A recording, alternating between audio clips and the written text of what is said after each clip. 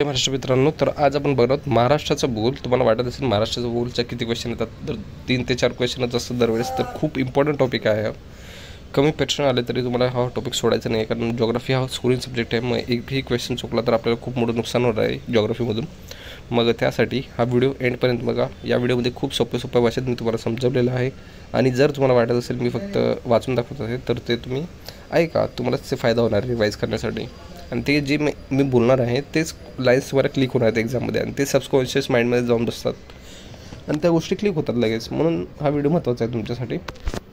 आणि ते तुम्ही बघू शकता की प्रश्नांचं म्हणजे डिस्ट्रीब्युशन कसं आहे, की कुठल्या वर्षी किती प्रश्न आणि कुठल्या चॅप्टरमधून विचारलेले आहेत. तर आपल्याला काही इम्पॉर्टंट चॅप्टर बनतात, जसे की नदी प्रणाली, पर्जन्य, कृषी, खडक प्रणाली, नंतर आपण बघू शकतो राजकीय भूगोल. हे काही 2-4 टॉपिक इम्पॉर्टंट आहेत, मग ते आपण कव्हर करणार आहे. म्हणून हा व्हिडिओ एंडपर्यंत बघा. आणि PPT कशी मिळवायची तुम्हाला माहितीच आहे. इंस्टा जे डिस्क्रिप्शन आहे त्याच्यामध्ये लिंक दिलेली आहे टेलिग्रामची, तिथे जाऊन तुम्ही PPT डाउनलोड करू शकता किंवा कमेंट करा, मी डायरेक्ट तुम्हाला PPT लिंक पाठवून देईल. तर चला सुरुवात करूया. पहिलं आपल्याला महाराष्ट्राचे स्थान माहीत पाहिजे, आणि स्थान माहीत असताना त्याच्या बाजूला आसपासच्या काही भौतिक घटना माहीत पाहिजेत, जसं की टेकडी असेल, नदी असेल, काहीतरी असं स्पेसिफिक असेल महाराष्ट्राच्या आसपास, तर तेही थोडंसं लक्षात ठेवा. आणि ते अक्षयवृत्त, रेखावृत्त तर सगळ्यांना माहीतच आहे, ते पाठ करायचं आहे आपल्याला. आणि नंतर आपल्याला महाराष्ट्राचा विस्तार बघायचा आहे, जे आकार कसा आहे, त्रिकोणाकृती आकार आहे. नंतर पश्चिम दक्षिण लांबी किती, पूर्व पश्चिम लांबी किती 800, उत्तर दक्षिण लांबी आहे 720, समुद्रकिनारा 720 किलोमीटर लांबीचा आपल्याला लाभलेला आहे. भारताचं क्षेत्रफळ 32 लाख चौरस किमी आणि महाराष्ट्राच्या 3 लाख चौरस किमी. मग सुमारे आपण 9.36% प्रदेश व्यापलेला आहे महाराष्ट्राने. आणि क्षेत्रफळाच्या दृष्टीने आपण तिसरा क्रमांक आहे, राजस्थान मध्य प्रदेश नंतर. अक्षयवृत्तीनुसार 15 ते 22 लक्षात ठेवा, 70 ते 80 असं लक्षात ठेवा रेखावृत्तीय. हां, हे नैसर्गिक सीमा तुम्हाला जे म्हणलं देशानुसार. मग थोडासा स्क्रीनशॉट घ्या आणि रिवाईज म्हणजे पाठ करण्याचं लक्षात ठेवा. आता इथे पाठच करायचं आहे, इथे काही कन्सेप्ट नाही की जेट स्ट्रीम कुठून येते की तुमचा कोरिअलिस फ्रूस कुठे लागतो आहे, तर तसं काही नाही. मग आपण पुढे जाऊया. इथे तुम्हाला विभागांची तालुका संख्या दिलेली आहे, फॅक्च्युअल डाटा आहे. आला क्वेश्चन टॅकल करा, माहिती आहे तर, नाही माहिती आहे सोडून द्या, कारण फॅक्च्युअल क्वेश्चन चुकण्याचे चान्सेस जास्त आहेत. जर नाही माहिती तर नाही माहिती, त्यात काय तुम्ही लॉजिक लावणार आहेत. पुढे ह्याच्यामध्ये काय बघायचं आहे तुम्हाला, तर कुठल्या विभागात सर्वात जास्त आहेत, कुठला जिल्हा आहे एकदा बघून घ्यायचं. कारण आपल्याला वाटतं की हा जिल्हा इथेच असेल, पण ते दुसऱ्या विभागात असतं काय वेळेस, एकदा बघून घ्या. नंतर जिल्ह्याची निर्मिती कधी झाली, तर सर्वात नवीन जिल्हा कधी बनला, पालघर हा नवीन जिल्हा बनला 2014मध्ये. तसेच सिंधुदुर्ग रत्नागिरीपासून हे 2081मध्ये बनले. तसेच संभाजीनगर पाहिजे इथे, पण ते अजून पुस्तकात अपडेट नाही झाले. तर जालना बनला आहे, तो 81मध्ये बनलेला आहे. बृहन्मुंबईचं मुंबई उपनगर हे 1990मध्ये बनलेलं आहे. तर काही इम्पॉर्टंट सिटीज आहेत ते बघून घ्या. कोकणातील जिल्हे आणि किनारपट्टीची लांबी बघून घ्या. सर्वात जास्त लांबी कुठल्या ह्याला लागली आहे, तर रत्नागिरीला लागलेली आहे किनारपट्टी. नंतर मग आपण बघू शकतो रत्नागिरीनंतर आपल्या सिंधुदुर्ग दिसतं, सिंधुदुर्गनंतर रायगड नंतर बृहन्मुंबई नंतर पालघर नंतर ठाणे. सिक्वेन्सचा क्वेश्चन येऊ शकतो, त्यामुळे दिलेलं आहे ते. आता तेवढेच हे क्वेश्चन आहेत जे स्थान आणि विस्तारावरती, तर चांगला करून घ्या. स्थान विस्तार आला क्वेश्चन तर मस्त आहे, तुमची लॉटरी लागून जाईल. पुढचा क्वेश्चन आहे पर्जन्यमान, हवामान आपण बोलू शकतो. आता हवामानातलं आपलं काय माहीत पाहिजे, कुठले वारे महाराष्ट्रात येतात, तसेच कुठल्या ठिकाणी सर्वात जास्त पर्जन्य, कुठल्या ठिकाणी सर्वात कमी पर्जन्य आहे. तर तेच इथे विचारलं आहे. आंबोली इथे सर्वात जास्त पर्जन्य आहे, ह्या क्वेश्चन येऊ शकतो. आंबोली, चेरापुंजी आणि मोसिराम हे इथे 11,700 मिमीपेक्षा जास्त पाऊस पडतो. तर महाराष्ट्रामध्ये आंबोली या ठिकाणी सर्वाधिक पाऊस पडतो. आंबोलीचं महाराष्ट्र चेरापुंजी म्हटलेलं आहे. तर 690 मीटर उंचीवरती हे ठिकाण असून वार्षिक 700 सेंटीमीटरपेक्षा जास्त पाऊस पडतो इथे. तर महाराष्ट्राची पर्जन्याची विविधता दाखवलेली आहे. कोकण विभागात कसं आहे पर्जन्य, दक्षिणेकडून उत्तरेकडे जाताना पावसाचे प्रमाण कमी होते. आणि घाटमाथ्यात कसं दाखवले, आंबोली इथे सर्वाधिक पाऊस पडतो घाटमाथा, आणि सह्याद्रीच्या पूर्वेकडे थोडा कमीच असणारे पाऊस घाटमाथा. ह्याची कन्सेप्ट आहे, ते मी पुढे सांगणार आहे का कमी पडतो. घाटमाथा पूर्वेकडे पर्जन्य कमी होत जाते. तर इथे सांगतो, तुम्हाला माहिती आहे सर, आवर्त पर्जन्य वगैरे हा समुद्र आहे समजा, पर्वत आहे आणि ही जमीन समजा, आणि ही पश्चिम साईड आहे, वेस्ट साईड, हे ईस्ट साईड आहे, पूर्व. तर तुमचे जे वारे आहेत ते इथे अडकतील, इथे पाऊस पडेल आणि जेव्हा हे वारे पुढे जातील तर तेव्हा ते शुष्क असतील आणि त्यात ड्रायनेस असेल, मग त्यामुळे इथे पाऊस नाही पडणार. ईस्ट साईडला, पूर्वच्या दिशेला, तेच म्हणलेलं आहे, घाटमाथ्याच्या साईडला पूर्वेकडे पर्जन्यमान कमी होत जाते. पुढे आहे भीमा कृष्णा खोरे. अवर्षणग्रस्त आहे, 50 सेंटीमीटरपेक्षा कमी पाऊस पडतो. मालेगाव येथे, नाशिक येथे 44 सेंटीमीटर, दहिवाडी येथे 19 सेंटीमीटर पर्जन्य पडते. पूर्व विदर्भ, पश्चिमेकडे पूर्व विदर्भात पर्जन्य वाढत जाते. सातपुडा रांगेचा परिणाम, प्रतिरोध पर्जन्य, ईशान्य मोसमी वाऱ्यांपासून. एक मिनटं. तर तुम्हाला मुंबईचं 26 जुलै माहीतच असेल, 2005मध्ये झालं होतं. एकाच दिवसात 944 मिलीमीटर इतका पाऊस पडला होता. तर हे एक फॅक्च्युअल डाटा आहे, नाही लक्षात राहिलं तर ठीक आहे, काही हरकत नाही. तर इथे हा थोडासा टेक्निकल क्वेश्चन आहे. मान्सूनची माघार हा भारतीय हवामानाचा आविष्कार खालीलपैकी कोणत्या वातावरणातील परिस्थितीवर परिणाम आहे? तर भारताच्या वायव्य भागातून दक्षिणी भागाकडे, भारताच्या वायव्य भागाकडून आग्नेय भागाकडे उच्च वायुदाबाचा पट्टा होणारा विस्तार, याच्यामुळे मान्सूनची माघार होते. मान्सूनची माघार काय, तर जेव्हा आपण बोलतो ना की तमिळनाडू तसेच साऊथ साईडला पाऊस कसा का पडतो, मान्सूनच्या माघारीमुळे. त्यांच्या इथे जे मान्सूनचे वारे ते पोचत नाही. तर जेव्हा मान्सूनची माघार होते त्यावेळेस वायव्य भागातून आग्नेय भागाकडे उच्च जे वायुभार आहेत त्यांचा पट्ट्याचा विस्तार होतो. आणि आता मान्सूनच्या प्रभावावरती टाकणारी कुठली स्थान आणि अक्षवृत्ती विस्तार, बरोबर आहे. उष्णतेचे ऊर्ध्व अभिसरण हवेचे, नंतर उष्णकटिबंधीय सक्रिय वादळे आणि पश्चिमी हवा बदल, तसेच एल निनो ला निनो, हे तर खूप महत्त्वाचं आहे. एल निनो ला निनो याच्यावरती तुम्हाला जर सेपरेट व्हिडिओ पाहिजे, एल निनो ला निनो खूप महत्त्वाचं आहे, तर तुम्ही कमेंट करून सांगा. आणि दक्षिण आंदोलन म्हणजे जेव्हा आपलं इंटर ट्रॉपिकल झोन आहे, म्हणजे कन्व्हर्जन झोन आहे, तो वर किंवा खाली होणे. नंतर पुढे विचारलं आहे महाराष्ट्रातील पर्जन्याचं खालीपैकी प्रदेशातील वार्षिक सरासरी पर्जन्य विचारलं आहे. तर तुम्ही थोडासा अंदाज लावा. कोकणा साईडला जास्त पडणार आहे, विदर्भ साईडला थोडंसं मान्सूनची माघार होणार आहे, मग त्यामुळे थोडं आणखी जास्त पण आहे मराठवाड्यापेक्षा. मग मराठवाड्यात सगळ्यात कमी पडणार आहे. खानदेशात आपण बोलू शकतो की मराठवाड्याच्या तुलनेत खानदेशात जास्त आहे, खानदेशात पण कमीच आहे पर्जन्यमान. मग आपण थोडंसं लॉजिक काय लावू शकतो, असे कोकणात जास्त पाऊस पडतो, विदर्भात मान्सूनच्या माघारीमुळे जो पाऊस पडणार आहे तो थोडं जास्त प्रमाणात पडणार आहे, आणि तसेच खानदेश आणि मराठवाडा, आता ह्या दोघात कन्फ्यूज होऊ शकतं. तर खानदेशमध्ये आपण पाऊस जास्त म्हणू, मराठवाड्यात तर कायमच दुष्काळ राहिलेला आहे, तर त्याच्याहून आपण कळेल. नंतर हवामानाच्या विभागाच्या मतानुसार महाराष्ट्रात सरासरी सुमारे 142 सेंटीमीटर पाऊस पडतो. यापैकी नैऋत्य मोसमी वाऱ्याच्या काळात 85% पाऊस पडतो, आणि बाकी जे 15% आहेत ते जेव्हा मान्सूनची माघार होणार आहे तर त्यावेळेस विदर्भ साईडला आणि तसेच झारखंड आहे, छत्तीसगड आहे, त्या साईडला पाऊस पडणार आहे. तर वार्षिक पर्जन्य किती आहे? कोकणाचं 287 सेंटीमीटर आहे, विदर्भाचं 100 सेंटीमीटर आहे, म्हणजे बघू शकता. आणि खानदेशपेक्षा किती जास्त आहे? 10 सेंटीमीटरने जास्त आहे. मध्य महाराष्ट्रामध्ये 90 आहे, आणि तसेच मराठवाड्यात 77 आहे. खूपच दुष्काळी आहे आपलं मराठवाडा. महाराष्ट्रात हवामानाचा विभाग व त्याची स्थानिक प्रादेशिक नावे खाली योग्य जोड्या लावायचे आहेत आपल्याला. अतिवृष्टीचे पर्जन्य आहे, तर तिथे काय असणार आहे सांगा तुम्ही? अतिवृष्टी आहे. सह्याद्री असणार ना, सह्याद्रीमध्ये एवढे झाडे झुडपे आहेत, ते कशामुळे? अतिवृष्टी आहे ते त्याच्यामुळेच. पूर्व विदर्भाचा व मध्यम व जास्त पावसाचा विभाग, तिथे काय असणार आहे? झाडी प्रदेश असणार आहे. नंतर कोरड्या हवामानाचा विभाग, तिथे आपण काय म्हणू शकतो? आपण त्याला कोरड्या हवामानाच्या विभागाला आपण देश म्हणणार. आणि नंतर ते तापी नदी खोऱ्याचे संक्रमणाचा विभाग, तापी नदीचं खोरे कुठे येतं ते त्याच्यावरूनच तुम्हाला हे आन्सर भेटून जाईल.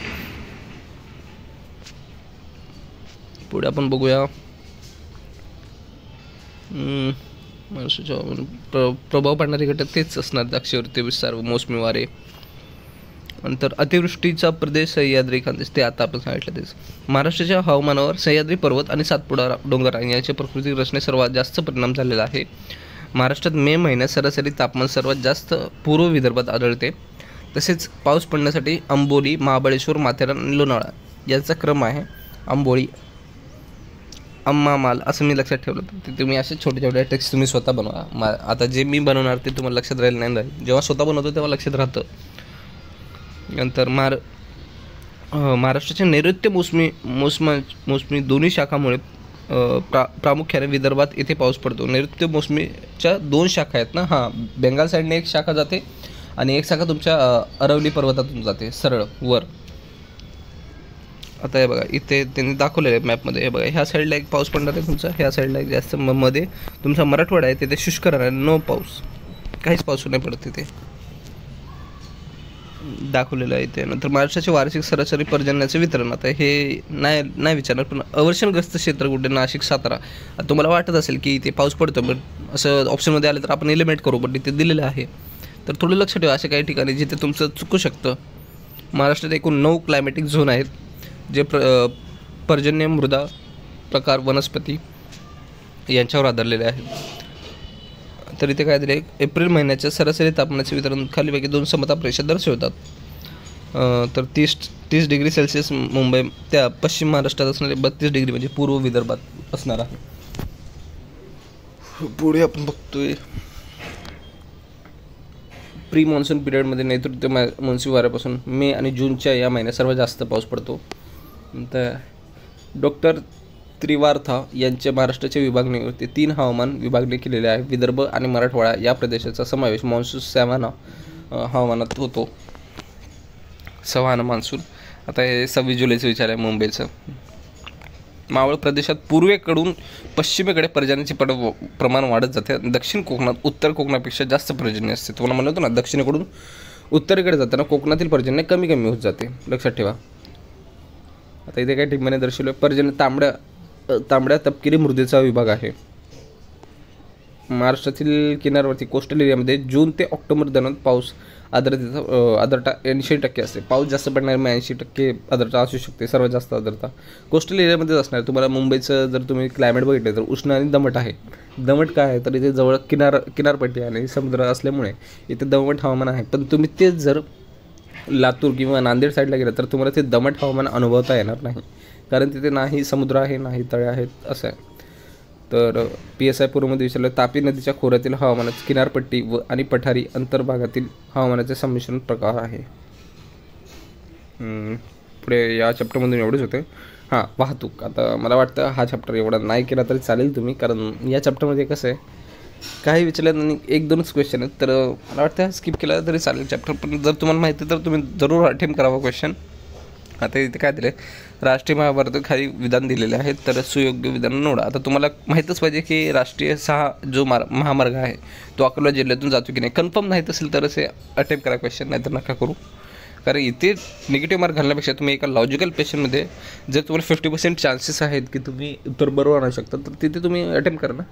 म्हणजे थुक्का जे आपण मारतो आहे ते तर एका चांगल्या ठिकाणी मारू, म्हणजे त्यातून ॲटलिस्ट 50% तरी आपलं बेनिफिट भेटू शकतं. आता इथे आपल्या आयडियाच नाही ते काय आहे, ते मारून काही फायदा नाही ना.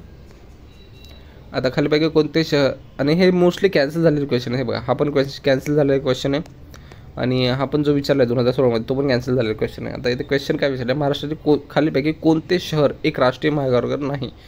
हां, पण ह्याच्यात एक मेन पॉईंट आहे की ह्यावेळेस जे आपलं समृद्धी महामार्ग आहे किंवा जे 3 शक्तिपीठ, अर्धशक्तिपीठ, 3.5 शक्तिपीठाचा एक मार्ग बनतो आहे आपला, तर त्याच्यावरती क्वेश्चन येऊ शकतात. तर ते थोडं चांगलं करून ठेवा, कारण तो करंट अफेअरचा टॉपिक आहे आणि ते पण विचारू शकतात परत.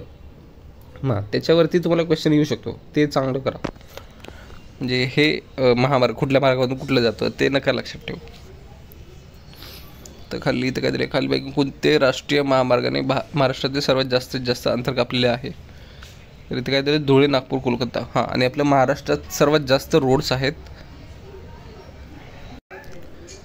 राष्ट्रीय महामार्गाची देखभाल दुरुस्ती, भारतीय राष्ट्रीय राज्य महामार्ग म्हणजे आता तुम्हाला विचारतील तुमचा एक महाराष्ट्राचा महामार्ग आहे, मग त्याला बोलतील की याची देखभाल दुरुस्ती महाराष्ट्रातलाच विभाग केला पाहिजे, तर तसं नाही आहे. भारतीय राष्ट्रीय राज्य महामार्ग प्राधिकरणाद्वारेच केली जाते, लक्षात ठेवा.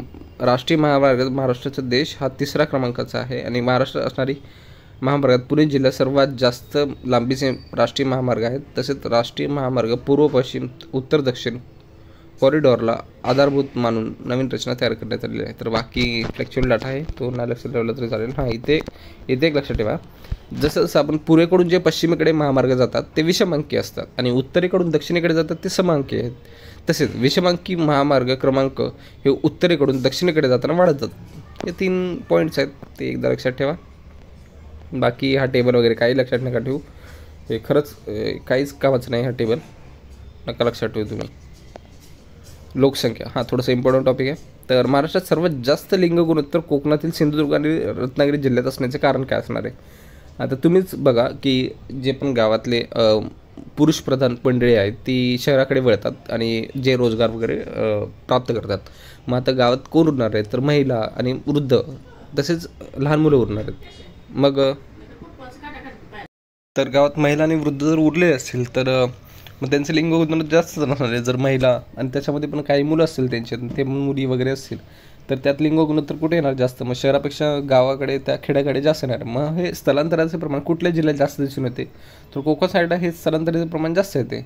मग त्याच्यामुळे आपण बोलू शकतो की 2011च्या जनगणनेनुसार लिंग गुणोत्तर 1900 भारतात महाराष्ट्राचं किती होतं? 929 सॉरी. आणि राष्ट्रीय स्तरावर महाराष्ट्राच्या लिंग गुणोत्तरामध्ये 22वा क्रमांक आहे. असं नाही की पहिला आहे आपला. तर सर्वात जास्त लिंग गुणोत्तर कुठे आहे? रत्नागिरी, सिंधुदुर्ग, गोंदिया, सातारा. आता गोंदियामध्ये पण स्थलांतर होतं आणि सातारामध्ये पण आहेत. आणि सर्वात कमी कुठे? तर मुंबई शहर. इथेच सर्वात जास्त पुरुष प्रधान मंडळी येतात. नंतर तसेच मुंबई उपनगर, ठाणे, पुणे या ठिकाणी रोजगाराच्या संधीसाठी ते येतात आणि त्यांचं लिंग गुणोत्तर इथे पुरुष प्रधान असल्यामुळे लिंग गुणोत्तर कमी येतं. सन 2011च्या जनगणनेनुसार डॅश आणि डॅश या जिल्ह्यात 15%पेक्षा कमी लोकसंख्या शहरात राहतात. तर कुठले जिल्हा आहेत? तर ते आहेत गडचिरोली आणि सिंधुदुर्ग. 2011च्या जनगणनेनुसार महाराष्ट्राचे एकूण ग्रामीण लोकसंख्येचे प्रमाण 54% आहे. तसेच नागरी लोकसंख्येचे प्रमाण 45% आहे. मुंबई उपनगरात 100% नागरीकरण झालेले जिल्हा आहेत. खालीपैकी कोणत्या जिल्ह्यात स्त्री साक्षरता दर 2011च्या जनगणनेनुसार जास्त आहे? गोंदिया जिल्ह्यात सर्वात जास्त आहे. बघा, लक्षात ठेवा. थोडासा ऑड डाटा आहे हा, तर लक्षात ठेवा. कमी साक्षरता कुठल्या जिल्ह्यात आहे? नंदुरबार, जालना. सर्वाधिक मुंबई शहर उपनगर ऑब्जेक्ट्स. स्त्री साक्षरतेचे जास्त असणारे मुंबई शहर उपनगर आणि नागपूर. पुरुष साक्षरता जास्त असणारे तेच मुंबई शहर आणि सिंधुदुर्ग आणि नागपूर. लक्षात ठेवा. हे मी इथे पॉईंट मार्क करतो. सिंधुदुर्ग, नागपूर. स्त्री साक्षरता प्रमाण जास्त असणारे धुळे सर्वात कमी आहे. पुढे आपण पुरुष सर्वात कमी प्रमाण नंदुरबार, गडचिरोली, धुळे. पुढे भारताची लोकसंख्या वाढीचा दर किती होता? लोकसंख्या वाढीचा दर यामध्ये आपण कसा कॅल्क्युलेट करणार? 977 पैकी 51% पुरुष होते आणि 48% स्त्रिया होती. तर 2011पर्यंतचा दर होता 17.7. लोकसंख्येची घनता 382 होती. पुढे आपण मानवी भूगोल वया लोकसंख्येवरती जास्त करून फॅक्च्युअल डाटा विचारणार आहे. तर तो फॅक्च्युअल डाटा आपल्याला नीट करायचा आहे. आणि तसंच हे त्यामध्ये आपण थोडंसं लॉजिक लावू शकतो जर तिथे आपलं डोकं चालत असेल तर. महाराष्ट्रातील सह्याद्रीच्या डोंगर पर्वतरांगेत खालीपैकी कोणत्या प्रकारच्या वस्ती आढळतात? आता मानवी भूगोलात तुम्हाला कशा प्रकारच्या वस्ती बसलेल्या आहेत ते विचारले जातील. म्हणजे सर्क्युलर, ॲरो टाईप. आता एक लिनियर जे आहे ते कुठे असणार आहे? एका समुद्रकिनाऱ्यावरती. असं लांबट समुद्रकिनारा आहे तर तुमचं समुद्रकिनारी वस्ती कशी असते? एकाच ठिकाणी असे इथे असे वस्तू असणार आहे. मग ते सर्क्युलर असणार. किंवा दुतर्फा नदीच्या. त्याचे इथे काय विचारले?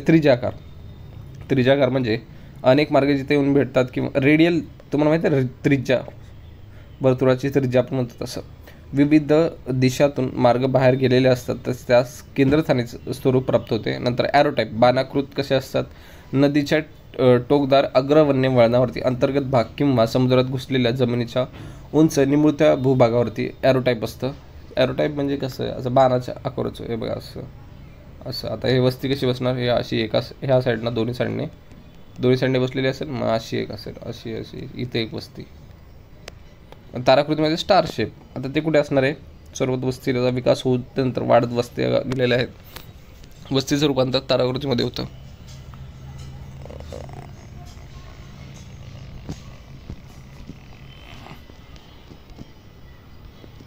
माझ्या मते PPT परत करप्ट झालेली आहे. तर एकदा मला थोडासा वेळ द्या, मी रिपेअर करेन. थांबा 1 मिनटं. तर पुढे टाईप काय? सर्क्युलर आहे, लिनियर आहे, ब्लॉक पॅटर्न आहे. ब्लॉक पॅटर्न कुठे असेल? म्हणजे एका ठोकळ्याप्रमाणे वाळवंटात आणि निमसोड प्रदेशात. वाळवंटात जर पाणी आहे तर एकाच ठिकाणी थोडे म्हणजे किंवा पर्जन्यछायाचा प्रदेश असेल तर तिथे थोडीशी जास्त असणार आहे. नंतर पुढे काय आहे? लिनियर पॅटर्न कुठे? समरस्ते किंवा लोहमार्गाच्या परस्पर ओलांडताना.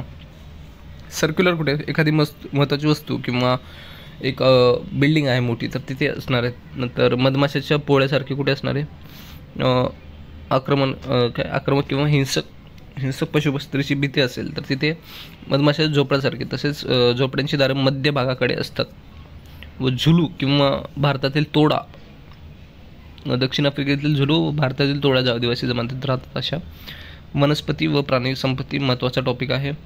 इथे तुम्हाला डिस्ट्रीब्युशन काय दिलेलं आहे, उष्णकटिबंधीय सदाहरित वने हे कुठल्या प्रदेशात आढळतात, वृक्षांचे स्वरूप काय, वृक्षांचे प्रकार काय आणि आर्थिक महत्त्व काय. तर तुम्हाला यातलं काय लक्षात ठेवायचं आहे, एक तर उष्णकटिबंधीय सदाहरित वने ते 200 सेंटीमीटरपेक्षा जास्त पर्जन्य असतात त्या प्रदेशात आढळतात. वृक्षांचे स्वरूप घनदाट वगैरे असणारे. प्रकार काय असतात, नागपंचा, फणस, पांढरा सिडार आणि बांबू इत्यादी. तसेच उष्णकटिबंधीय निम्न सदाहरित वने 200पेक्षा कमी असणारे. उष्णकटिबंधीय सदाहरित वने 250पेक्षा जास्त पाऊस असल्यापेक्षा महाबळेश्वर, माथेरान या ठिकाणी. नंतर आर्द्र पानझडी मान्सून वने 160पर्यंत असणारे. वृक्ष पानझडी वने 120 सेंटीमीटरपर्यंत आणि काटेरी वने 180 सेंटीमीटरच्या खाली असेल तर.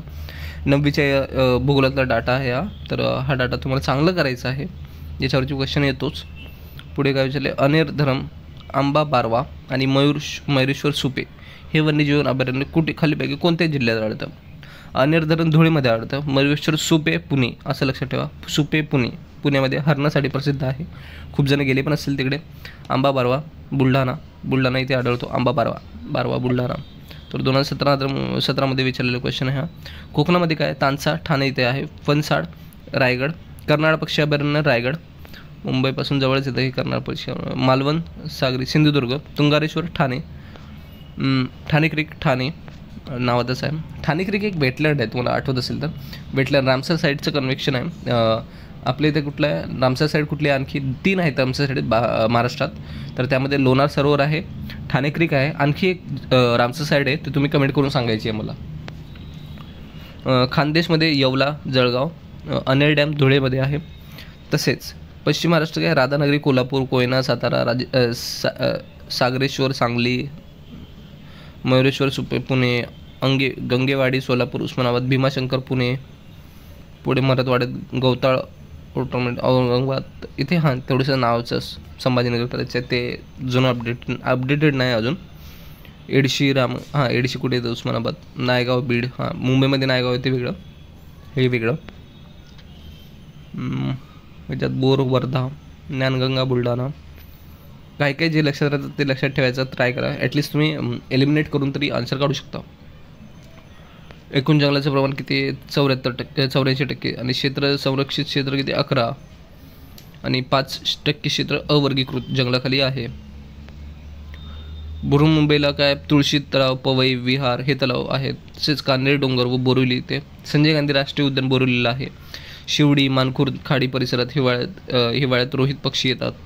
महाराष्ट्रात आढळणारी अभयारण्य, राष्ट्रीय उद्याने यांचे पूर्वेकडून पश्चिमेकडे असा क्रम लागतो, तर लावून बघायचं. पुढे मेळघाट व्याघ्र प्रकल्प संरक्षित क्षेत्र गुंगामाळा राष्ट्रीय उद्यान म्हणून जाहीर करण्यात आलेले आहे. मोसमी वनातील बाष्पीभवन कमी करण्यास वास्तव आहे. संत तुकाराम वन्यग्राम योजनेत सुरू करण्यात आली, वृक्षतोड थांबवली आणि वनसंपत्तीचं संरक्षण केलं आहे. साधा आहे. नदी प्रणाली, आता ह्यातला खूप इम्पॉर्टंट आहे, फ्लोचार्ट आहे. तर हा फ्लोचार्ट तुम्हाला तोंडपाठ असलं पाहिजे. नर्मदा आणि तापीच्या मध्ये सातपुडा आहे, लक्षात ठेवा. फक्त मी जे सांगतो नंतर मॅपवरती दाखवून मी. नर्मदा आणि तापीच्या मध्ये आहे सातपुडा. नर्मदा तापीच्या मध्ये सातपुडा. आता तुम्हाला जशा ट्रिक बनायचे तशा ट्रिक बनवून लक्षात ठेवा आहे, कारण 2 ते 3 वेळा क्वेश्चन हा रिपीट झालेला आहे. तापी आणि तसेच एक मिनटं, तापी नदी आणि तुमच्या गोदावरी नदीच्या मध्ये कुठले असणार आहेत, सातमाळा, अजिंठा रांग. नर्मदा तापीच्या मध्ये आहे सातपुडा. तसेच तापी आणि गोदावरीच्या मध्ये आहे सातमाळा, अजिंठा रांग. नंतर गोदावरी आणि भीमाच्या मध्ये आहे हरिश्चंद्र बालाघाट. आणि भीमा नंतर महादेव नंतर कृष्णा, असं लक्षात ठेवा. देवांची नावं आहेत, सिक्वेन्स वाईज झालेले आहेत, भीमा, महादेव, कृष्णा. आणि नंतर एक मिनटं, नर्मदा आणि तापीमध्ये आहे सातपुडा. तापी आणि गोदावरीमध्ये आहे सातमाळा. गोदावरी आणि भीमामध्ये आहे हरिश्चंद्र बालाघाट. आणि नंतर हरिश्चंद्र पण थोडंसं आपण नाव लक्षात ठेवू शकतो. नंतर भीमा, महादेव आणि कृष्णा असं लक्षात ठेवा. 2-3 वेळा रिवाईज करा आणि वाटल्यास तुम्ही कमेंटमध्ये एकदा लिहून बघा स्वतः. खालीपैकी विधान पहा. प्रवर व कुकडी या नदींच्या दरम्यान स्थित डोंगररांग आहे हरिश्चंद्र डोंगररांग, माहिती आहे का. बालाघाट पठारावरून मांजरा नदी वाहते का? हे डाटा फॅक्च्युअल आहे, तुम्हाला तोंडपाठ पाहिजे. आता कुकडी नदी कुठे आहे? कुकडी नदीचा उगम कुकडेश्वर इथून झाला आहे, जुन्नर इथे घाटमध्ये उगम पूर्वेकडील आहे. आता तुम्हाला मॅप दाखवणार होतो. इथे बघा, सातपुडा डोंगररांग दिसते, तापी नदी दिसली. आता ह्याच्यावरती नर्मदा नदी अशी जाणार आहे. एक मिनिट, हे काय झालं?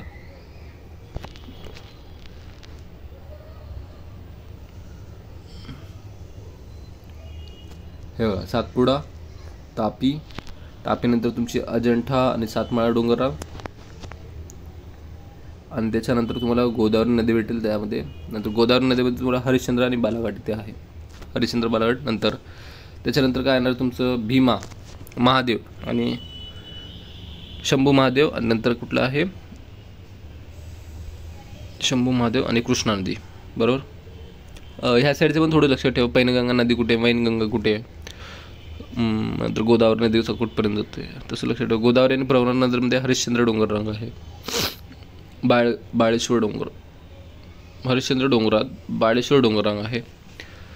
नंतर आपण काय बघू, प्रवरा नदी कुठे उगम पावते? रतनगड येथे, अहमदनगरच्या रतनगड येथे प्रवरा नदी उगम पावते. गोदावरी नदीची उपनदी आहे, अमृतवाहिनी आहे. नंतर गोदावरी नदीचा खोरं किती आहे? 668 किमी. ते महाराष्ट्रात आहे आणि उगम त्र्यंबकेश्वर, नाशिक सगळ्यांना माहितीच आहे, ब्रह्मगिरी इथे. तुम्ही डाव्या बाजूच्या जर तुम्हाला मिळणाऱ्या उपनद्या लक्षात राहील तर लक्षात ठेवा, कारण 3-4च आहेत: कादवा, शिवना, खाम, शिखकाड, असं मी लक्षात ठेवलं होतं. कादवा, शिवना, खाम आणि कादवा हे डाव्या नदीचे आहेत. काडचं ड म्हणजे डाव्या. असं उजव्या नदीचे आपण एकदा बघूया: दारणा, प्रवरा, मुळा, बोर, सिंदफणा, कुंडलिका, बिंदुसरा. आठवलं का इतिहास? बिंदुसरा आणि बिंबिसारामधला फरक काय तो सांगा कमेंट करून. तर आपण पुढे बघूया गोदावरीचे पूर्ण उपखोरे दिलेले आहेत. नंतर मांजरा नदीचे उपखोरे, बीड जिल्ह्यातील पाटोदा पठारावरले आंबेजोगाईच्या दक्षिणेकडील मांजरा नदीचा तो लातूर, नांदेड इथे आहे. तापी नदी तुम्ही बघितला 208 किलोमीटर महाराष्ट्रातून वाहते. उगम कुठे? सातपुडा पर्वतरांगाची मुलताई इथे. नंतर भीमा आणि गोदावरी या नद्यांच्या दरम्यान कुठले डोंगररांग आहे? भीमा, गोदावरी. बोला. हरिश्चंद्र, बालाघाट. ते जर तुम्हाला फ्लोचार्ट माहीत असेल ना, तुमचा क्वेश्चन सुटतो. मग तर सातपुडा पर्वतरांग ही कोणत्या? नर्मदा आणि तापी दोन्ही खोऱ्याने वेगळं केलेलं आहे. तसेच सातपुडा पर्वतरांगाचे काही अमरावती जिल्ह्यातील उत्तर भागातील गाविलखड टेकडे असे सुद्धा म्हणलेलं आहे. वैराट शिखर तिथेच आहे गाविलखड टेकड्यामध्ये. चिखलदरा हे थंड हवेचे ठिकाण आहे तिथे. नंतर अस्तंभा आणि धुपगड हे सातपुडा पर्वतातील उंच शिखर आहेत. तसेच सातमाळा, अजंठा डोंगररांग तिथे आपण बघायला गेलं तर गोदावरी आणि तापी यांच्यातून वेगळे केलेले आहे. उत्तरेकडे तीव्र आणि दक्षिणेकडे मंद आहे. तौल शिखर नाशिकपासून ते बुलढाणा, यवतमाळपर्यंत. सातमाळा डोंगररांग सप्तशृंगी देवीचं मंदिर आहे. अजंठा डोंगरावर अजंठा व वेरूळलेल्या औरंगाबाद आहे. सातमाळ्याच्या उत्तरेला मालेगाव पठार, तसेच सातमाळ्याच्या पूर्वेला बुलढाणा पठार आहे. इथे आपण बघू शकतो हरिश्चंद्र बालाघाट. पश्चिम भागात हरिश्चंद्र डोंगररांग आहे व पूर्व भागात बालाघाट डोंगररांग आहे. बालाघाट हा सपाट माथ्याचा प्रदेश आहे. या रांगेने गोदावरी व भीमा ही दोन्ही खोरे वेगळी केलेले आहेत. अग्रगण्य आणि ते सगळं फॅक्च्युअल डाटा आहे, तुम्हाला लक्षात ठेवायचं आहे. नंतर हे शंभू महादेव डोंगररांग रायरेश्वर ते शिंगणापूरपर्यंत आहे. सॉरी, थोडीशी तब्येत खराब आहे, बट ठीक आहे. भीमा आणि कृष्णा ही दोन खोरी वेगळी करण्यात आलेली आहे. सांगली व सातारामधून कर्नाटकात जाते. पश्चिमेस महाबळेश्वर, पाचगणी. मध्यमेस औंडचे पठार आहे. दक्षिणेला खानपूर आणि तसेच उत्तरेला सासवड. आता हे जे मी वाचतोय ते तुमच्या कानात पक्का बसू द्या आणि ते थोडं ऐकायचं, म्हणजे लक्षात ठेवायचं ट्राय करा. सातपुडा पर्वतरांगेची दक्षिणेकडील मोठी पश्चिम वाहिनी नदी कुठली आहे? तापी. तर उगम कुठे आहे तापीचा? बैतूल जिल्ह्यात, मध्य प्रदेशातील बैतूल. आपल्या इथे होत नाही उगम. तापी नदीचा उगम आहे मध्य प्रदेशात. ती खंबाच्या आखातातून अरबी समुद्रात मिळते, लक्षात ठेवा. 724 किलोमीटरची लांबी आहे. उजव्या बाजूच्या, हे लक्षात राहील तर ठेवा, जे मिळणाऱ्या उपनद्या आहेत त्या. तापी नदीचे खोरे भारताच्या एकूण क्षेत्रफळाच्या 2% क्षेत्रावरती विस्तारलेलं आहे. जास्त नाही, 2%च आहे. आणि ते पण किती? 240 किलोमीटरपर्यंत. शिलापत पिडमॅट तयार होते. तसेच भाग ओबडधोबड असल्याने ते बिहडची निर्मिती केलेली आहे. हिमालय प्रदेशातील भाकरा हे धरण कुठल्या नदीवर, भाकरा सतलज, पाठच असलं पाहिजे. मानसरोवर राकेश सरोवर इथं झालं आहे सतलज नदीचा उगम. भारतात किती 1000 किलोमीटर इतकं आहे. सतलज संगम कुठे होतं, सतलज आणि सिंधूचा संगम मिठानकोट पाकिस्तानमध्ये आहे, ते आपल्या इथे नाहीत. तुम्हाला एक करार झालेला भारताचा त्या इंडस नदीवरती. तर 3 नद्या आपल्याकडे, 3 नद्या त्यांच्याकडे. ते डिस्ट्रीब्युशन 1960मध्ये झालं होतं. नंतर बियास प्रकल्प, बियास सतलजमध्ये नदी जोड प्रकल्प आहे. हिराकुंड धरण, महानदी उडीसा, नागार्जुन सागर कृष्णा आंध्र प्रदेश, गंडक प्रकल्प, नागार्जुन सागर मोठा प्रकल्प जो आहे तो महाराष्ट्राचा थोडंसं विवादात होता हा प्रकल्प, मग लक्षात ठेवा. आहे गंडक प्रकल्प बिहारमध्ये आहे.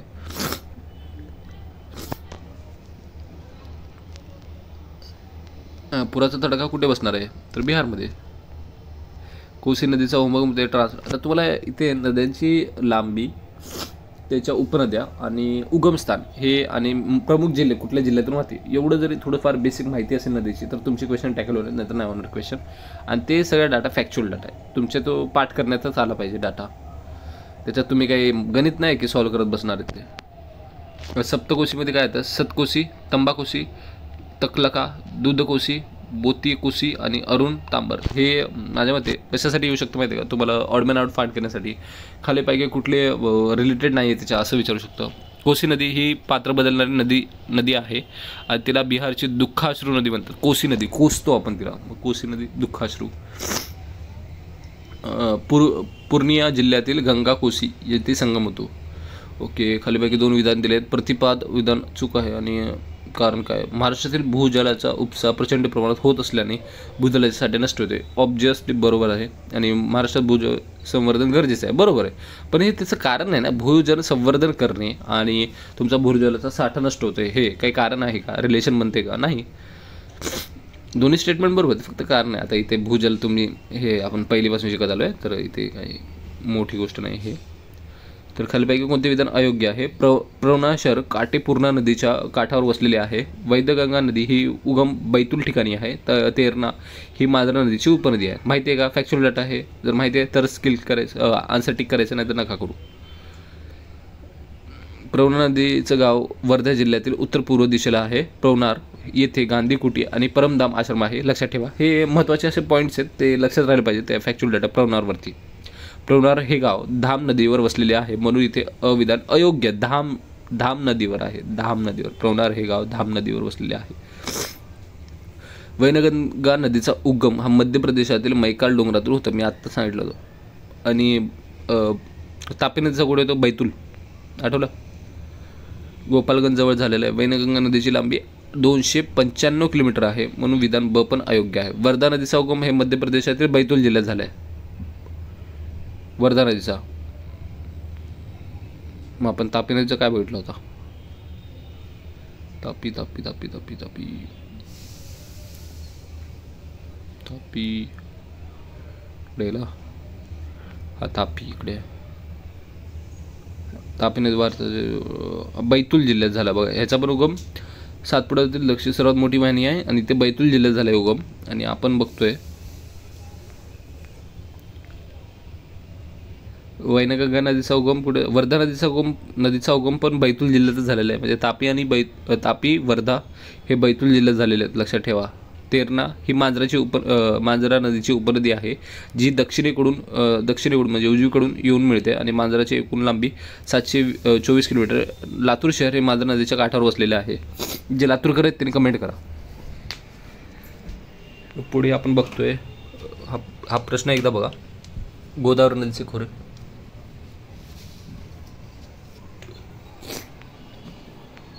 गोदावरी नदीचे खोरे ब्रह्मगिरी डोंगरातून वाहते, त्याची लांबी किती. गोदावरी नदी आपल्यासाठी खूप इम्पॉर्टंट आहे महाराष्ट्रासाठी, मग त्याच्यावरती क्वेश्चन येऊ शकतो. महाराष्ट्रात 49% क्षेत्र, तर भारताचे सुमारे 10% क्षेत्र व्यापलेले आहे. दक्षिण भारतातील गंगा ते वृद्ध गंगा म्हणून पण ओळखले जाते. पुढे उत्तरेस सातमाळा अजिंठा डोंगररांग आहे, दक्षिणेस बाळाघाट डोंगररांग आहे. उपनदीसाठी मी कादमा लक्षात ठेवलं, कादमा कांड. तर उपनद्या कुठल्या, द्रावणा हे उजवेकडून आहेत, मी डावीकडून लक्षात ठेवले. आपण कादवा, शिवना, दक्षिण पूर्णा, प्राणहिता, इंद्रावती. आता काही नद्या ॲड झाल्या त्या ट्रिकमध्ये.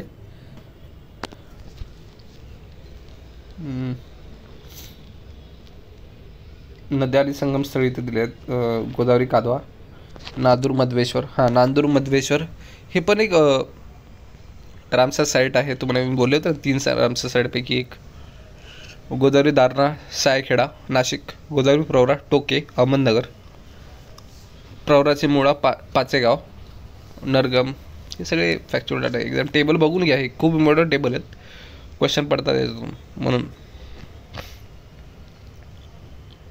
पुढे काय, कुठल्या नदीच्या काठावर कुठले शहर वसलेले आहे. तुम्हाला बोललं नदी कुठले इम्पॉर्टंट शहर लक्षात ठेवा कुठल्या नदीवरती आहेत. आता मांजरा नदीवरती कुठलं शहर वसलेले आहे. लातूर. पाझरा नदीचं, पाझरा. आता जे क्वेश्चनमध्ये ऑप्शनमध्ये दिलेले नद्या आहेत ना, ते पण एकदा बघून घ्यायचे, म्हणजे त्याची माहिती बघून घ्यायची. पाझरा नदी कुठे आहे, पाझरा नदी कुठे उगम. पाझरा नदी ही तापी नदीची उगम नदी असून तिला तापी नदीच्या डाव्या किनाऱ्याने येऊन मिळते. कुठल्या काठावरती, धुळेच्या काठावरती आहे. सय्यदनगर. पुढे प्रवरा ही गोदावरीची प्रमुख उपनदी असून ती गोदावरीच्या दक्षिणेकडून किंवा उजव्या साईडने मिळते. संगमस्थान कुठे, टोके. काठ्यावर असलेले ठिकाण कुठे, नेवासे आणि संगमनेर. तापी, महाराष्ट्राच्या उत्तरेकडून वाहणारी तापी ही प्रमुख पश्चिम वाहिनी नदी असून पूर्णा नदी ही तिची उपनदी आहे. उगम कुठे, सातपुड्याच्या पर्वतरांगेच्या मुलताई मध्य प्रदेशात आहे. तापी, गोमती, प्रकाशे. तापी, पूर्णा, चांदेगाव. आणि तापी, गिरणा, रामेश्वर. तर गोदावरी आणि तिची शहरे. गोदावरी नदी कुठली शहरे बसलेली आहेत. प्रवरा नदी, नेवासे, संगमनेर, खेळणा, भोकरदन. नंतर कालवा, निफाड, सिंदफाना, माजलगाव. नंतर बिंदुसारा विचारलं होतं. बिंदुसारा आहे बीडला. नंतर मांजरा नदी, कळंब, लातूर. नंतर वर्धा, वैनगंगा, खोरे, वर्धा, वैनगंगा, पुलगाव, राजोला, गुग्गुस, कोंडिन्यूर, इरदई, चंद्रपूर, नागपूर, कमळेश्वर, वैद्यनाथ, पवन, भंडारा. पैनगंगा, मेहरकर, वैना, हिंगणघाट, प्राणहिता, अहेरी आणि सिरोर आणि कोलार, सावेनेर, खुनी, पांढरकवडा. भीमा नदीचे खोरे दिले, शहरं दिलेत, बघून घ्या एकदा, फॅक्च्युअल डाटा आहे. आणि क्वेश्चन कसे विचारतात की कुठली नदी कुठल्या नदी शहराच्या काठी बसलेली आहे, शहर कुठल्या नदीच्या काठी बसलेलं आहे. तर याच्यात आपल्या टेबल माहीत असेल तर आपलं आन्सर निघू शकतं. खालीपैकी कोणती महत्त्वाची शहरे बघा, तापी आणि पूर्णा नदीच्या खोऱ्याच्या ते बसलेली आहे. तेच क्वेश्चन बघून घ्या डाटा. तापी नदीचा खालीपैकी कुठल्या नदीच्या खोऱ्यात दख्खनचा लावा, डेक्कन ट्रॅप, बेसॉल्टचे आधिक्य नाही. आता इथे थोडंसं लॉजिक लावू शकता तुम्ही. तो लॉजिक सांगतो मी आता तुम्हाला. इथे कसं आहे, महाराष्ट्रात बराचसा भाग हे लावामुळे तयार झाला आहे. म्हणून आपण त्याला बेसॉल्टच्या खडकापासून बनलेला बनतो. दख्खनचा पठार म्हणून ओळखतो आणि पठाराखाली प्राचीन खडक आहेत. तर पूर्व महाराष्ट्र आणि दक्षिण कोकणात प्राचीन आर्कियन, धारवाड, गोंडवाना काळातील खडक बनलेले आहे. वैनगंगा ही पूर्व महाराष्ट्रातून वाहते, बरोबर. म्हणून इथे बेसॉल्टचे आधिक्य नाही. तर जेव्हा पूर्व महाराष्ट्र आणि दक्षिण कोकणात तुम्हाला आर्कियन, धारवाड आणि गोंडवाना खडक सापडत आहेत, मग तुम्हाला बेसॉल्टचे खडक तिथे जास्त सापडणार नाही ना. जर ते सापडत आहेत मग हे कशाला जास्त सापडतील तुम्हाला. थोडंसं वैनगंगाचं तुम्हाला जर उगमस्थान माहीत असेल, म्हणजे कुठल्या ठिकाणी आहे वैनगंगा, तर पूर्व महाराष्ट्रातून वाहते ना, मग तिकडे बेसॉल्टचे आधिक्य कमी असं म्हणू शकतो आपण. महाराष्ट्रात 12 महिने वाहणारी नदी कोणती आहे. तर पठारी भागावर कुठलीच 12 महिने वाहणारी नदी नाही आहे. हिमालय प्रदेशातील ज्या नद्या आहेत ते सगळ्या 12 महिने वाहिन्या नद्या आहेत, जसे की सिंधू, ब्रह्मपुत्रा. बाकी सुनामीचं बंदर लाट बोलू शकतो आपण. सुनामीला काय म्हणतात, हे सुनामी इथे का टाकले काय माहिती. पुढे कंबाईन प्री 2022, प्राणहिता, प्रवरा, वर्धा, मांजरा, गोदावरीच्या उपनद्या चढत्या क्रमाने दिले लांबीनुसार. प्राणहिता सर्वात जास्त, प्रवरा, वर्धा, मांजरा सर्वात कमी. महाराष्ट्रातील कोकण प्रदेशातील विभाग मध्य कोकणमध्ये समाविष्ट होणाऱ्या खड्या, राजपुरी, बानकोट आणि केळशी खाडी, वैतरणा आणि उल्हास या कोकणातील नद्या सर्वात जास्त लांबीच्या आहेत. 1961 साली 500 धरण फुटल्यानंतर पुणे शहरात महापूर आला होता. 500 लक्षात ठेवा. कोकणातील नद्या अतिवेगाने वाहतात व त्याचे प्रमुख कारण पुढे आहे. पूर्वेस सह्याद्रीचे पर्वत आहे. किनारपट्टी अरुंद आहे, छोटी किनारपट्टी आहे. नदीची लांबी अखूटच्या टप्प्यात आहे. महाराष्ट्रातील भंडारदरा धरणाला विल्सन धरण आणि त्याच्या जलाशयाला आर्थर सरोवर म्हणतात. लक्षात ठेवा, भंडारदरा धरणाला विल्सन आर्थर सरोवर असे संबोधले जाते. लक्षात ठेवा. तापी, पूर्णा खोऱ्यातील नद्यांच्या पूर्वेकडे दक्षिणेकडे क्रम गोमती, बुराई, पांझरे, बोरी, गिरणा. दक्षिणेकडील पूर्व वाहिनी कुठली आहे. नद्यांपासून सर्वात जास्त जलविद्युत निर्मिती होते. नंतर शिवसागर कुठला आहे? कोयना जलविद्युत प्रकल्प हा कृष्णा नदी, कोयना जलविद्युत प्रकल्प कृष्णाच्या नदीच्या उपनदी कोयना यावर उभारलेला असून, आता तुम्हाला विचारतील कुठल्या नदीच्या उपनदीवरती कोयना हा जलविद्युत प्रकल्प उभारला आहे. आपण तिथे ऑप्शनमध्ये पण दिसेल तुम्हाला, कोयना नदी, नंतर कृष्णा नदी, नंतर गोदावरी नदी. मग त्याच्यातून आपल्याला कृष्णा निवडायचं आहे. शिवसागर जलाशयाला काय म्हणतात? शिवसागर. आणि विद्युत प्रकल्प आहे कोयना. कुठल्या नदीवर आहे? तर कृष्णाची उपनदी कोयना याच्यावर आहे. पूर्वेकडील वाहणारे पश्चिमेकडून वळून चिपळूणला तालुक्यात पोफळी येथे एक मोठं वीज निर्मिती केंद्र उभारलेलं आहे. तर बाकी संपला आहे आपला नदी प्राणी. इम्पॉर्टंट टॉपिक होता हा. आजारी उद्योगाचा क्वेश्चन आहे, तो इकॉनॉमिक्सला जास्त सूट होतो. इथे काय दिलं काय माहिती. 4 वर्षातला आपण सिक इंडस्ट्री, आपण त्यांना म्हणतो सिक इंडस्ट्री कंपनी ॲक्ट बघा, इथे दिलं आहे 85मध्ये. वित्त जर 4 वर्षापर्यंत तुमचं जर 50%पेक्षा जास्त इन्व्हेस्टमेंटच निघत नाही आणि त्याच वेळेला तुमचं निव्वळ नुकसान आहे, तर त्याला आपण आजारी उद्योग असं म्हणतो. तर वित्त मंत्रालयामार्फत हे सांगितलं जातं. Board of industrial and financial reconstruction. नंतर उद्योगांचे आजारपण शोधून त्यावर उपाययोजना करणे आणि त्यावर पुनर्वसन करणे हे कोणाचं काम आहे? BIFR, board of industrial and financial reconstruction. नंतर NCLT काय? National company law tribunal, UPSC मार्फत एक पद भरलं जातं याच्यातून. पुढे काय दिलेलं आहे? महाराष्ट्रातील ऊर्जा वापर केला जाणारे क्षेत्र कुठलं असेल? औद्योगिक क्षेत्र, नंतर घरगुती, कृषी. तर औद्योगिक क्षेत्रात तर म्हणा इंडस्ट्रीमध्ये खूप यूज होणारे वीज. घरगुती आपल्या एवढे महाराष्ट्रात लोकसंख्या आहे तर मग यूज होणारच. औरंगाबाद औद्योगिक शहराचे ठळक वैशिष्ट्ये: सुनियोजित आणि हरित पट्टीयुक्त स्मार्ट शहर. औरिक हे संक्षिप्त स्वरूप आहे. दिल्ली मुंबई औद्योगिक पट्ट्याचे कॉरिडॉरचा भाग आहे. औद्योगिक विभाग आणि औद्योगिक क्षेत्र: नाशिकचं विंचूर आहे, कोल्हापूर हुपरी, नागपूर बुटीबोरी आणि औरंगाबाद शेंद्रा आणि अमरावती नांदगाव. असाच एक्झॅक्ट प्रश्न तुम्हाला पडू शकतो. तर हे प्रश्न असे नीट बघून ठेवा. ॲटलिस्ट 1-2 तरी माहीत पाहिजे, म्हणजे तुम्हाला त्याच्यावरून ते जोडी लावा बरोबर सोपं जाईल. नाशिक विंचूर, कोल्हापूर हुपरी आणि नागपूर बुटबोरी. नागपूरला बूट भेटतात, बुटबोरी. औरंगाबादला शेंद्रा, आता अमरावतीला नंदगाव. हे ट्रिक जे आहेत ते तुम्ही बनवायचे आहेत, म्हणजे तुम्हाला ते स्वतःहून जास्त लक्षात राहणार. आणि तुम्हाला जर ट्रिक बनवता आलं तर ते कमेंट करून सांगा, ते बाकीच्यांना पण फायदेच होईल. महाराष्ट्रातील लघु उद्योग व त्यांच्या ठिकाणी चादर उद्योग कुठे? सोलापूर. सोलापूरचे फेमस आहे चादर. हिमृशाली औरंगाबाद. लाकडी खेळणी सावंतवाडी, माहिती नाही मला. रेशमी साड्या नागपूर. अच्छा. बॉम्बे स्पिनिंग अँड कंपनी ही पहिली कापड गिरणी श्री कासवजी नानाभाई दावर यांनी सुरू केली होती. दावर यांनी पहिली कापड गिरणी सुरू केली होती. राष्ट्रीय केमिकल अँड फर्टिलायझर अमोनियाचा कारखाना मुंबई चेंबूर येथे उभारण्यात आला होता. हा खनिज आहे, हे पण इम्पॉर्टंट आहे. तर बॉक्साईटचे साठे कुठे होतात? जांभ्या खडकात. बॉक्साईटचा उपयोग मुख्यतः ॲल्युमिनियम आणि निर्मितीसाठी केला जातो. महाराष्ट्रात किती 68 दशलक्ष साठे आहेत बॉक्साईटचे. एकूण बॉक्साईटच्या साठापैकी 21%, भारताच्या 21% साठा हा महाराष्ट्रात सापडतो बॉक्साईटचा. आणि 62% साठा फक्त कोल्हापुरात आहे. विचार करा. सच्छिद्र स्वरूपाचा आहे बॉक्साईटचा महाराष्ट्रातील जिल्ह्याने आढळणारे वितरण. कोल्हापुरात पण कुठे आढळतात? राधानगरी, गारगोटे, रांगेवाडी, मुघलवाडी. साताऱ्यामध्ये पाटण, महाबळेश्वर. रायगड, श्रीवर्धन, मुरुड, रोहा, महाड. रत्नागिरीमध्ये कुठे आढळतात? दापोली आणि मंडणगड. ठाणेमध्ये तुंगार टेकड्या, सांगली, शिराळा. महाराष्ट्रात टिंबटिंब आणि टिंबटिंब या खाणींपासून अनुक्रमे सिमलाराईट आणि फ्लोराईट यांचे उत्पन्न होते. तर कुठल्या याच्यातून होते? तर गोंदिया आणि डोंगरवाड. हे फॅक्च्युअली आठवता, जर माहीत असेल तरच टिक करायला योग्य आहे. हेच माहिती दिली याच्यावरती. महाराष्ट्रात सर्वात जास्त कोळसा या खनिजांचे उत्पादन केले जाते. सिमलाईट हा मेटामॉर्फिक खडक आहे आणि काच, रसायने, विद्युत उपकरणे यांच्यापासून बनवले जातात. सर्वाधिक साठा कुठे? तेलंगणा, आंध्र प्रदेशात आहे. महाराष्ट्रात आढळणारा महाराष्ट्राचे साकोली तालुक्यातील देहगाव, पिंपळीगाव, मोनर इथे सिमेंटचे साठे आहेत. फ्लोराईडचे उत्पादन कुठे? पोहरा, गोंदिया आणि डोंगरगाव, चंद्रपूर. महाराष्ट्रात चंद्रपूर, गडचिरोली, गोंदिया, भंडारा, सिंधुदुर्ग या खनिज लोहखनिजाचे साठे आहेत. पुढे हेच क्वेश्चन STM मुख्य, PSI मुख्य. चंद्रपूर जिल्ह्यातील चुनखडीचे उत्पादन केले जाते. कोमईचे उत्पादन सिंधुदुर्ग जिल्ह्यातून होते. पुढे बोरिवली, जोगेश्वरी, गोरेगाव या ठिकाणी, म्हणजे हे मुंबईतले ठिकाणे आहेत, त्याच्यामध्ये बॉक्साईटचे साठे खूप जास्त आढळतात. ते मुंबईचं कोणी आहे तर मेसेज करू शकता, कमेंट करू शकता. नंतर औष्णिक वीज निर्मितीसाठी दगडी कोळसा, खनिज तेल, वृक्ष लागवड तसेच नैसर्गिक वायू यांचे इंधन म्हणून वापरतो. बरोबर आहे बाबा, खरंच होतं का? सामाजिक व आर्थिक भूगोल काय विचारलं इथे? महाराष्ट्र शेतजमिनीचा विभाजन कशामुळे झालं? तर हे थोडंसं लॉजिकल सॉल्व्ह होण्यासारखं आहे. शेतजमिनीचे विचारण कशामुळे होतं? पाणी पुरवठा करणाऱ्या अडचणी निर्माण होतात. शेततंत्र लॉजिकल सोडून.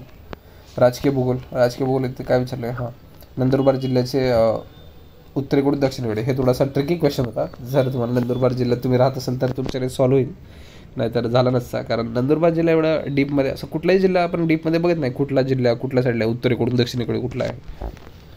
ठीक आहे, एक क्वेश्चन सोडला असता आपण. नंदुरबारच्या नैऋत्येस व पश्चिमेस गुजरात राज्य व पूर्वेस मध्य प्रदेश राज्य आहे, तर तसेच दक्षिणेस आग्नेय धुळे जिल्हा आहे. अच्छा, बरं. आणि थोडासा डाटा जास्त दिला आहे. नंदुरबार तुम्हाला लक्षात राहिलं तर ठेवा. पुण्यामध्ये आपण हां, हे टेबल चांगला दिला आहे. हा टेबल एकदा बघून घ्या. पुण्यामध्ये, नाशिकमध्ये कर्जत, नाशिकच्या सर्वात दक्षिणेकडे कर्जत आहे. कोकण दोडामार्ग तलासरी पालघरच्या इथे येतं. पालघरपासून स्टार्ट होतो कोकण तुमचा. इथे दिले बघा, औरंगाबाद छत्रपती संभाजीनगर केले त्यांनी. माझा आवाज थोडा बदलला आहे, थोडं व्हायरल इन्फेक्शन आहे. पुढे आपण बघूया. प्रशासकीय विभाग आणि क्षेत्रफळाचा सर्वात मोठा जिल्हा. तुम्हाला मी दाखवले ते प्रशासकीय विभाग. आता त्यातलं थोडीशी आणखी डिटेल इन्फॉर्मेशन आहे, तर हे बघून घ्या एकदा. पुढे हां, क्षेत्रफळाच्या दृष्टीने सर्वात 5 मोठे सर्वात जिल्हे. अहमदनगर सर्वात मोठा आहे, नंतर पुणे, नाशिक, सोलापूर, गडचिरोली. सर्वात लहान कुठले आहेत? मुंबई शहर, मुंबई उपनगर. सर्वात कमी, तिकडे जागा कमी आहे. भंडारा, ठाणे. भंडारा बघा, भंडारा लक्षात ठेवा, कोणाला लक्षात राहणार नाही, पण भंडारा 3रा नंबरचा सर्वात लहान आहे. ठाणे लक्षात राहील. आणि हिंगोली. आता इथे तर शहरांचे आकार दिल्याने क्वेश्चन विचारलं आहे. हा कुठल्या आकाराचा शहर, म्हणजे कोणता शहर आहे? आकार. वा. औरंगाबाद प्रशासकीय विभागाने भौगोलिक क्षेत्रफळाच्या दृष्टीने सर्वात मोठा जिल्हा बीड आणि सर्वात लहान जिल्हा हिंगोली आपण बघितलं होतं. जिल्हा आणि तालुका कुठला आहे? गडचिरोली मुलचेरा, चंद्रपूर जिवती, गोंदिया देवरी, भंडारा लाखनी, गोंदिया देवरी, चंद्रपूर जिवंती, गडचिरोली मुलचेरी. तेच दिलं. ओके, आता तुम्ही इथे बघा, STI मुख्य 2018मध्ये जो क्वेश्चन आहे तसाच टाईपचा क्वेश्चन एसओ मेन्स 2020मध्ये विचारला आहे.